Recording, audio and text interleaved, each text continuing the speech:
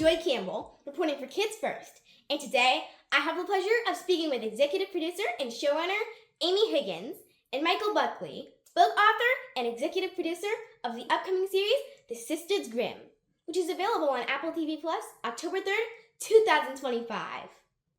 Miss Higgins is known as an Emmy Award nominee for Star vs. the Forces of Evil, and Mr. Buckley is a New York Times best-selling author known for the Sisters Grimm and NERDS, the book series, as well as writer and executive producer of Cartoon Network's Robotomy. Let's talk with them about the Sisters Grimm. So, Ms. Higgins, as a showrunner, you're the creative mind behind turning this book into a series. Can you tell us why this series? I will tell you about this. So this series is about two sisters whose parents disappeared, and they have gone from foster home to foster home until they are taken to their grandmother's house, who they've never heard of, in a town called Fairyport Landing. And it turns out that all the fairy tale characters that you've heard of are real. And the girls discover this within meeting her in minutes. And their whole life is turned upside down. And the main character, Sabrina, does not believe this. She is very skeptical until she very quickly runs into a giant. And when she finds this giant, she starts to believe a little bit, and her life and her sister's life start going on a journey to find out where their parents are. And that's kind of what the story is. So, Mr. Buckley. Yes. The Descendants of the Brothers Grimm is such a unique concept. What made you decide to go in that direction? Well, I was reading a book called The Annotated Brothers Grimm, and an annotated book is just, it's like a book that gives you all kinds of historical footnotes about what was going on in the world when these stories were being written. And in those notes, I discovered that that the Brothers Grimm had a lot of siblings. They had other brothers and they had sisters. And that was where it all started. Was I kept thinking about the Sisters Grimm and who they were, and I couldn't stop thinking about it. But I have to admit, I was way too lazy to do the research about what life was going to be like in the 18th century for the Sisters Grimm. So I decided to update it and set it in modern times. And when I sat down to write it, I had never tried to write a book before. I didn't actually think that I could do it because I have something called ADHD, and that makes it hard for me to focus sometimes. And so when people would say write a book, I'd be like, "You're crazy! I can't do that." But I sat down and I had some help from people in my life, and it was almost like it was waiting for me. The whole story and the world and all the characters were just sitting there waiting for me to open the door. That's really cool. Yeah, it's kind of fun how it all works out like that sometimes. Yeah, I think I can relate to feeling like, this might be pretty hard. I'm gonna try, and then it actually turns out pretty good. Yeah. That's actually Sorry, go ahead. That's actually how my review was. I'm like, yeah, this might be a little hard for me. Yeah, but all my reviews are. But I think I'm getting used to it because I wrote it all by myself, and it was pretty good. I think you're doing great. Miss Higgins, out of all the fairy tales in this series, which one do you most relate to?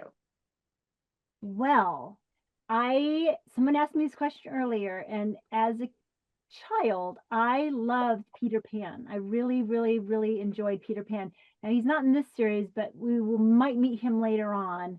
But I really like the idea of someone who felt like they did not want to give up their childhood very easily. He also is a complex character. He can be sort of annoying or troublesome at times, but he can also be very heartfelt and very loving. And I really liked his character, and I feel like I've tried to live my life by keeping sort of, my imagination and wonder of my childhood while I've become an adult. And I try to live my life in a very, joyful way.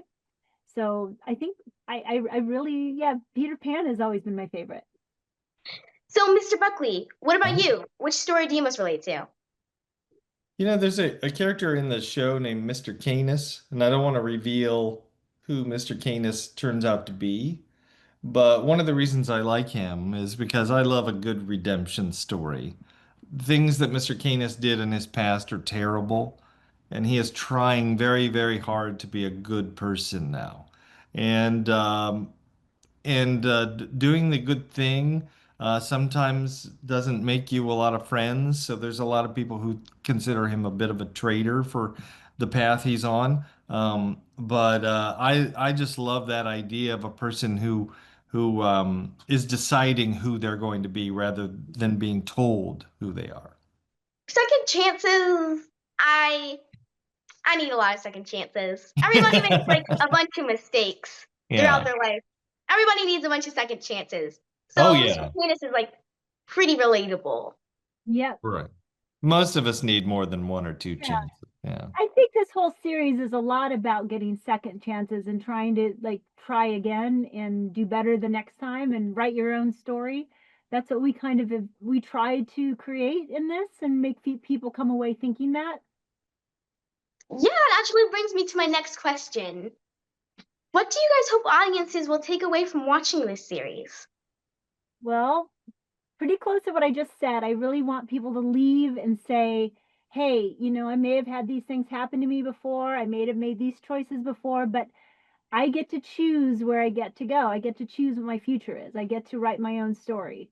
And I want that to be the lesson that we all take, because it's true. No matter what, no matter what you've done, you get to choose what you want to be the next day or the next minute. Yeah. And I think for me, what I really want is for people to see how magical a family can be, even if that is a family you were born with or the family you decide to collect along the way. And in one of the lines in one of the books is that family is the most powerful magic of all. And I hope that that's what when people are watching the show that they're sensing that. But I hope that they're watching it with their families too. Yeah, me and my twin got to review it, both of us. So Mhm. I got a separate meaning than that, but his name's Ari, and he actually got that one, the importance of family and friendship. He actually got that meaning. Good. Lucky you. Yeah, lucky to have a sibling. That's really lucky.